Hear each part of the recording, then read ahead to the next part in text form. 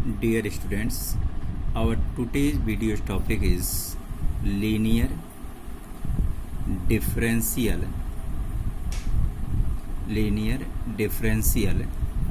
equation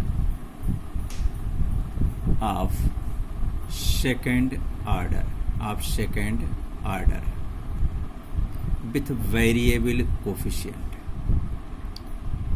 A differential equation of the form d2y upon dx square plus p dy upon dx plus qy is equal to capital R, where capital P, capital Q and capital R all are functions of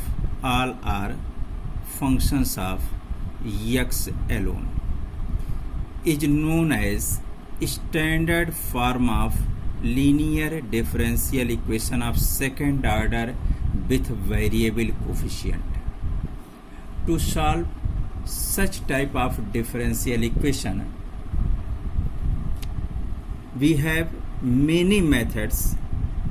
First is when one part of solution is known, when one part of solution, or you may say one part of integral, or you may say one part of complementary function is known. इसी problem को solve करने के लिए हमारे पास एक दूसरा method होता है जिसे हम कहते हैं removal of first derivative method. इसे एक और नाम भी देते हैं नॉर्मल फॉर्म मेथड। और तीसरा जो हमारे पास है वह है बाय चेंजिंग इंडिपेंडेंट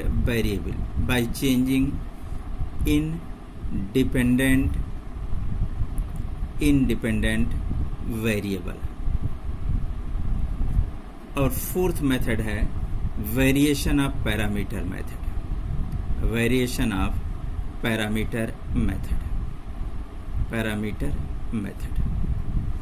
ये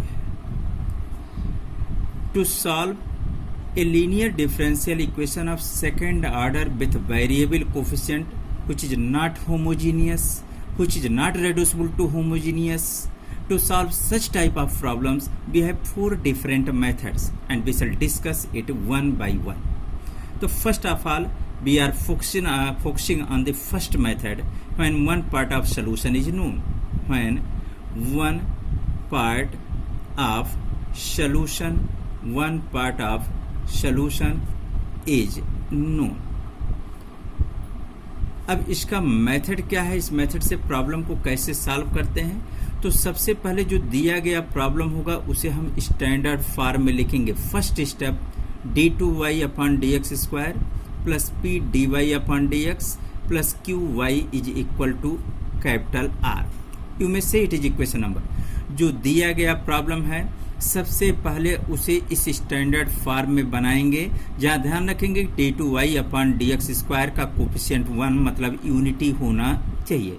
अब प्रॉब्लम को इस स्टैंडर्ड फॉर्म से कंपेयर करके हम यह जानने की कोशिश करेंगे p क्या है, q क्या है और r क्या है, which are the functions of x, p q r functions of x. It is the first step.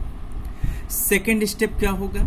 जब आपको पी क्यू आर पता चल गया तो अब इसके बाद हम ये करते हैं कि दिए गए प्रॉब्लम के कंप्लीट सोल्यूशन को मान लेते हैं, कहते हैं let y is equal to u v, say it is equation number 2 with the complete solution of equation 1 are u में से ऑफ द गिवन प्रॉब्लम। ये आप कर सकते हैं, ये हो गया। अब जब y is equal to u भी आपने इस दिए गए प्रॉब्लम का कंप्लीट सोल्यूशन मान लिया तो सवाल ये होता है u क्या है और v क्या है। तो u वह पार्ट है जो या तो दिए गए प्रॉब्लम के साथ दिया गया रहेगा, क्योंकि आपने कहा ही थीम ही है प्रॉब्लम की, when one part of solution और when one part of complementary function और when one part of integral is known. तो अगर इस दिए गए प्रॉब्लम के साथ वन पार्ट ऑफ सोल्यूशन दिया गया है then there is no problem. लेकिन अगर नहीं दिया गया है तो उस कंडीशन में हम एक टेबल आपको बता रहे हैं, इस टेबल के हेल्प से इसको आपको याद करना होगा। Condition satisfied, condition satisfied and solution is या one part of solution is one part of solution is, ये मान लेंगे। तो कंडीशन सेटिस्फाइड में कहा कि if 1 plus p plus q is equal to 0 then u equals e to the power x be the one part of solution or one part of complementary function। अब अगर 1 minus p plus q is equal to 0 है तो उस condition में कहेंगे, अगर ये condition satisfy तो कहेंगे u equals e to the power minus x is one part of solution. और अगर यहाँ से m स्क्वायर, ये जनरल फॉर्म लिख दे रहे हैं, m square plus m p plus q is equal to, ऐसा करने पर 0 हो रहा है तो उस कंडीशन में कहते हैं u equals e to the power m x is one part of the solution. इसी में m की जगह 1 रखेंगे तो 1 plus p plus q is equal to 0, मतलब u equals e to the power x मिलेगा। और m इक्वल्स -1 रखेंगे तो 1 minus p plus q is equal to 0, मतलब u equals e to the power minus x one part of the solution बना रहेगा। तो इस तरीके से आप निकाल सकते हैं। हो सकता है ये कंडीशन ना सेटिस्फाइड हो, तब आप इसको देखेंगे कि if p plus q x is equal to 0 हो जा रहा है तो उस कंडीशन में कहेंगे u equals x is one part of solution. हो सकता है ऐसा करने पर भी 0 ना हो, तब उस कंडीशन में देखेंगे क्या 2 plus 2px plus q x square करने पर 0 आ जा रहा है। अगर आ जा रहा है तो कहेंगे u equals x square is one part of solution, तब ऐसे मानेंगे। और इसका जनरल फॉर्म जो होता है वह भी लिख दे रहे हैं, m minus 1 plus p m x plus q x square is equal to, अगर 0 हो रहा है तो उस कंडीशन में वन पार्ट ऑफ सोल्यूशन हो जाएगा u equals x to the power m। इसी में m की जगह 1 रखें तो हमको मिलेगा p plus q x equal 0 then u equals x is one part of solution. ये कंडीशंस उन कंडीशन में यूज करेंगे जब वन पार्ट ऑफ सोल्यूशन दिए गए प्रॉब्लम के साथ नहीं होगा। अगर वन पार्ट ऑफ सोल्यूशन दिए गए प्रॉब्लम के साथ है तो इस मेथड का हम यूज नहीं करेंगे। क्लियर। अब आते हैं थर्ड स्टेप पर। थर्ड स्टेप क्या है, जब आपको u मिल गया तो u यहाँ से हम इसमें रख देंगे y is equal to u भी में। अब भी कैसे डिटरमाइन करेंगे ये हमारे सामने समस्या है। तो जब y is equal to u की जगह मान लीजिए e to the power x है, e to the power minus है, e to the power x जो भी रखेंगे, तो y इक्वल मान लीजिए u equals e to the power x है तो y equals e to the power x into v मानेंगे दिए गए प्रॉब्लम का कंप्लीट सोल्यूशन है। और इसे दिए गए प्रॉब्लम में रखना चाहेंगे तो y की जगह तो e to the power x into v रख देंगे, तो dy बाई dx की जगह क्या आएगा, डिफरेंशिएट करना पड़ेगा। d2y अपॉन dx स्क्वायर की जगह क्या रहेगा, डिफरेंशिएट करके जानना पड़ेगा। तो उसके लिए आपको एक स्टैंडर्ड फॉर्म याद रखेंगे तो प्रॉब्लम के स्टेप थोड़े छोटे दिखेंगे। करना हो बी गेट कहा वो क्या का d2v upon dx square plus p plus 2 upon u into du upon dx into dv upon dx is equal to r upon u. इस तरीके का आपका इक्वेशन मिलेगा। और अगर इस स्टैंडर्ड इक्वेशन को आप याद रखते हैं तो ऑलरेडी p आपको पता है दिए गए प्रॉब्लम से, u आपने या तो फाइंड आउट कर रखा है या u प्रॉब्लम में दिया गया है। अगर u मालूम है तो du अपॉन dx निकाल सकते हैं, r आपको पहले से पता है, u पता है, सब सारी चीजें पुट कर देंगे। इसके बाद एक और सब्स्टिट्यूशन करते हैं, पुट कर देते हैं dv upon dx is equal to small p। अब इसलिए जब dv upon dx is equal to small p लेंगे तो d2v upon dx square, so that लिख भी दे रहे हैं, so that d2v upon dx square is equal to हो जाएगा आपका dp अपॉन dx। और इसको जब इस इक्वेशन में सब्स्टिट्यूट करेंगे का then above equation takes the form होगा क्या, dp upon dx plus p plus 2 upon u into du upon dx into dv upon dx जगह p रखा है is equal to capital R upon small u। आपको ये मिल गया। ये जो इक्वेशन मिला हुआ है इसको ध्यान से समझने की जरूरत है। देखेंगे यहाँ डिपेंडेंट वेरिएबल अब p और इंडिपेंडेंट वेरिएबल x है। इसके अंदर यह फर्स्ट ऑर्डर फर्स्ट डिग्री का डिफरेंशियल इक्वेशन बन गया। यू में से इट इज इक्वेशन नंबर 3। ये फर्स्ट ऑर्डर फर्स्ट डिग्री का डिफरेंशियल इक्वेशन बन गया। और ये फर्स्ट ऑर्डर फर्स्ट डिग्री के डिफरेंशियल इक्वेशन समझना होगा कि अगर दिए गए प्रॉब्लम में r 0 था, अगर r 0 होगा तो यह वेरिएबल सेपरेबल बनेगा। यहाँ लिख दिया कि if r is 0 then equation 3 is variable separable. ये पहला केस हो गया। दूसरा केस हो जाएगा if r not equal to 0। It is remarkable, if r not equal to 0 then equation 3 will be linear in p and x।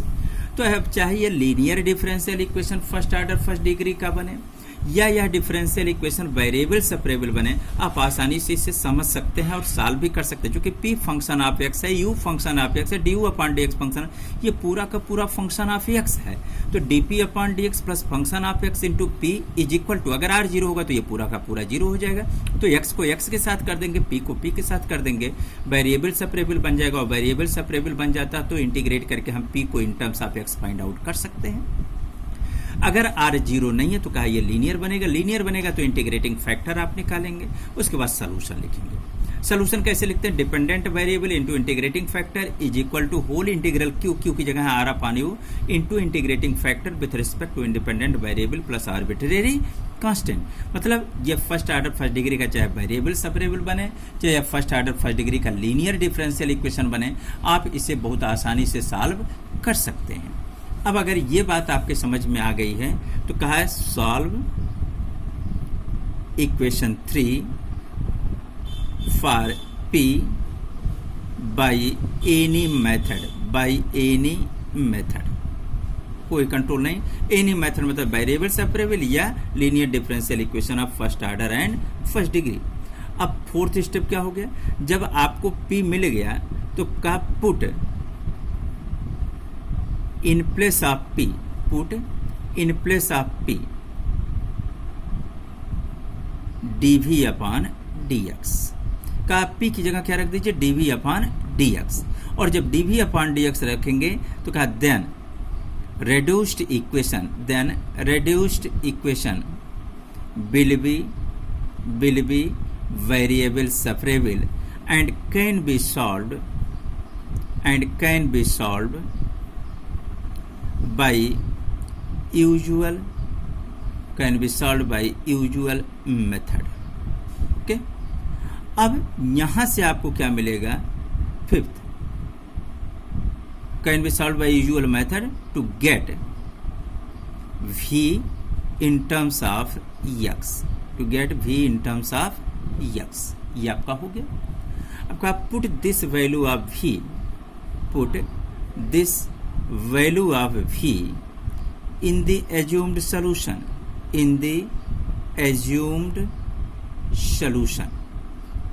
y is equal to uv, in the assumed solution y is equal to uv to get required solution, ये हो गया। तो this is the complete method to solve a linear differential equation of second order with variable coefficient when one part of solution is given with the problem or one part of complementary function is given with the problem, or you may say when one part of solution is known। जो भी method आप नाम दें, इस तरीके से इस problem को इन स्टेप्स को ध्यान में रखते हुए आसानी से सॉल्व किया जा सकता है। लाइक एज एग्जाम्पल, अगर हम लोग एक क्वेश्चन लेकर के सॉल्व करने की कोशिश करें तो एक क्वेश्चन लिखते हैं आपके सामने। Question number 1, x into d2y upon dx square minus 2x minus 1 into dy by dx plus x minus 1 into y is equal to 0। एक प्रॉब्लम लिख दिया और क्या इस प्रॉब्लम को हम इस मेथड से सॉल्व करना चाहते हैं। तो सबसे पहले देखिए क्या यह दिया गया प्रॉब्लम स्टैंडर्ड फॉर्म में है, तो शायद आंसर मिलेगा नो। तो इसे सबसे पहले हम स्टैंडर्ड फॉर्म में बनाएंगे और स्टैंडर्ड फॉर्म में बनाने के लिए एक्स से पूरे इक्वेशन को डिवाइड करेंगे तो आ जाएगा 2 minus 1 upon x into d y upon d x plus फिर यहाँ भी एक्स से डिवाइड करेंगे तो हो जाएगा 1 minus 1 upon x into y is equal to 0। अब यह आपका दिया गया प्रॉब्लम स्टैंडर्ड फॉर्म में आ गया, जो पहला स्टेप था। अब स्टैंडर्ड फॉर्म से इसको कंपेयर करेंगे तो आसानी से आप कह सकते हैं कि here p is equal to -2 plus 1 upon x and q is equal to 1 minus 1 upon x and r is equal to 0। p हो गया, q हो गया, r हो गया। अब देखना यह कि चूंकि इस प्रॉब्लम के साथ वन पार्ट ऑफ सोल्यूशन नहीं दिया है, तो आपको ये जो टेबल बताएगा, इस टेबल से ये देखना कि कौन सा कंडीशन इसको सेटिस्फाई करेगा, तो उसके अनुसार हम सोल्यूशन लेंगे। तो यहाँ का सेंस चेक किया जाए, 1 प्लस पी प्लस क्यू, 1 लिखा, p की जगह है -2 प्लस 1 अपान एक्स और q की जगह है 1 minus 1 upon x. 1 plus 1 2, 2 minus 2, इससे ये सारा कैंसिल हो गया और 1 प्लस एक्स से या 1 माइनस एक्स कैंसिल हो गया, कुल मिला के क्या आ गया 0। तो आपसे कहा गया था कि if 1 plus p plus q is equal to 0 होगा तो u equals e to the power x will be the one part of solution. तो कहा therefore u equals e to the power x is one part of solution आप कहें, या one part of complementary function कहें, या one part of integral कहें। अब कहा लेट नेक्स्ट स्टेप पे आते हैं, let y is equal to u v, का let y is equal to u की जगह है e to the power x into v, से it is equation number 2। Be complete solution of equation 1, मतलब दिए गए प्रॉब्लम का मान लिया यह कंप्लीट सोल्यूशन है, का then equation 1 takes the form, equation 1 takes the form. अब आपसे कहा गया था कि स्टैंडर्ड फॉर्म आप याद रखेंगे, ये स्टैंडर्ड फॉर्म में इक्वेशन नंबर 3 में हम सीधे रख रहे हैं। तो क्या देन इक्वेशन है dp अपान dx plus p, capital P लिखा हुआ देखेंगे, और कैपिटल P आपने क्या लिखा है वो आपको पता है, -2 प्लस 1 अपान x, देख लीजिए p हो गया। फिर उसके बाद लिखा हुआ +2 upon u, +2 upon u equals आपने कहा है e to the power x। फिर लिखा हुआ है इंटू du अपान dx, वह भी क्या है e to the power x into, फिर क्या लिखा हुआ p, स्मॉल p लिख दिया, is equal to capital R 0 है और u है e to the power x। यहाँ लिख दिया वेयर स्मॉल p किस बात के लिए स्टैंड कर रहा है, dv अपान dx के लिए, भूलना नहीं है। अब इसको सिंप्लीफाई करें तो इस e to the power x से या e to the power x cancel हो जाएगा, -2 और +2 हो जाएगा 0।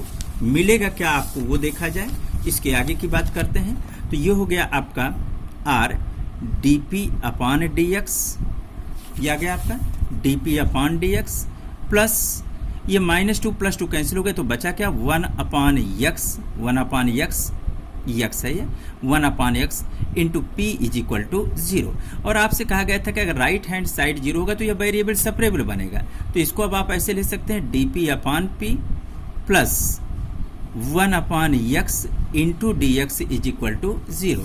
अब जब वेरिएबल सेपरेबल बन गया तो प्रीवियस मेथड से इसको आसानी से सॉल्व कर सकते हैं। तो ये हो गया ऑन इंटीग्रेशन, ये लिख दिया वेरिएबल सेपरेबल होने पर ऑन इंटीग्रेशन का, अब क्या लिख सकते हैं, ऑन इंटीग्रेशन बिगेट 1 अपान p को p के रिस्पेक्ट में इंटीग्रेट करेंगे log p आएगा, 1 अपान x को x के रिस्पेक्ट में इंटीग्रेट करेंगे log x आएगा। क्योंकि दोनों इंटीग्रल log में आ रहे हैं तो आर्बिट्रेरी कांस्टेंट भी हम लोगों ने किस में ले लिया, log में, और log m plus log n is equal to होता है log m, तो log px is equal to हो गया आपका क्या log c1। लॉगरिथम हटा दिया तो px इज इक्वल टू क्या आ गया, c1 आ गया। अब यहाँ से p की वैल्यू हमको फाइंड आउट करनी है, तो p इज इक्वल टू हो गया c1 अपान x। अब ये जो मिला इसको कहा इक्वेशन नंबर 4। नहीं, अब p को रिकॉल करें, चूंकि आपने p कह रखा है dv अपान dx, तो ये लिख दिया dv upon dx is equal to गया c1 upon x, because already आपने कह रखा है कि p इज इक्वल टू क्या है, dv अपान dx है। अब इसको वेरिएबल सेपरेबल जब आप बनाएंगे, आपको पहले बताया जा चुका कि वेरिएबल सेपरेबल बनेगा, तो dv इज इक्वल टू हो जाएगा c1 अपान x इंटू dx। फिर कहा वेरिएबल सेपरेबल होने पे क्या करते हैं, इंटरमीडिएट याद करिए, इंटीग्रेट करते हैं। तो ऑन इंटीग्रेशन बिगेट, इंटीग्रेट करने पे यहाँ क्या मिलेगा v, और 1 अपान x का इंटीग्रल क्या हो जाएगा log x plus arbitrary constant c2, और ये हो गया आपका इक्वेशन नंबर 4। u आपको ऑलरेडी पता था, v आपको पता है, का यूजिंग इक्वेशन 4 किस में, जहां आपने सोल्यूशन को एज्यूम्ड किया था, इन इक्वेशन सोल्यूशन किस में एज्यूम्ड किया था वो देख लिया जाए। ये यहाँ पे आपने सोल्यूशन माना था, ये देखिए y equals e to the power x into v, तो यहाँ पर रखा जाए तो y इक्वल्स हो जाए in equation 2 we get required solution as y equals क्या e to the power x into v is c1 log x plus c2 and that is our required solution। तो ये आपके सामने पूरा मेथड आ गया और उस पर बेसिक सॉल्यूशन भी आ गया। तो अब आप इस प्रॉब्लम को आसानी से कर सकते हैं। Thank you.